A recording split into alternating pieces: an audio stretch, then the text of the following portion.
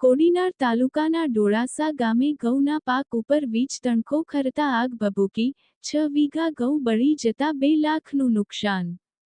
ડોળાસા તા .6 કોડીનાર તાલુકાના ડોળાસા ગામે બીડીની સીમમાં ઘઉંના તૈયાર પાક ઉપર વીજ તણખો ખરતા આગ ભભૂકી ઉઠી હતી. અને 2 ખેડૂતોના 6 વીઘા ઘઉં બળીને ખાખ થઈ જતા બંને ખેડૂતોને અંદાજે 1 લાખ રૂપિયાનું નુકસાન થયું છે.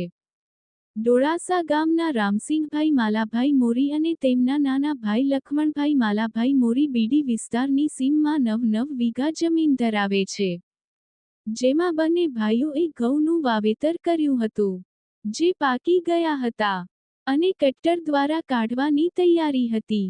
ત્યાં આજે બપોર બાદ 4 વાગ્યે વીજ વાયરો અથડાતા તણખા ખર્યા હતો, જે ઘઉં ઉપર પડતા આગ લાગી હતી, જેણે પલકવારમાં રૌદ્ર સ્વરૂપ ધારણ કર્યું હતું.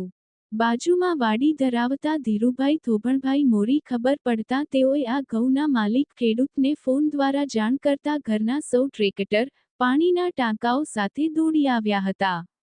આજુબાજુના ખેડૂતો પણ દોડી આવ્યા અને આગ બુઝાવવા લાગ્યા હતા.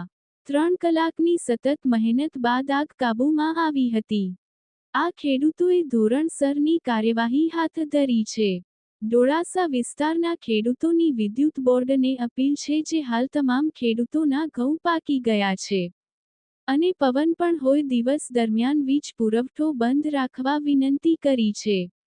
અન્યથા આવી બીજી ઘટનાઓ પણ બની શકે છે. આવતા 8-10 દિવસમાં ઘઉં નીકળી જશે, ત્યાં સુધી ખેડૂતોનું હિત જોઈ ખેતીવાડીનો વીજ પુરવઠો દિવસે બંધ રાખવા જણાવાયું છે. રિપોર્ટ અનિલ કાનાબાર.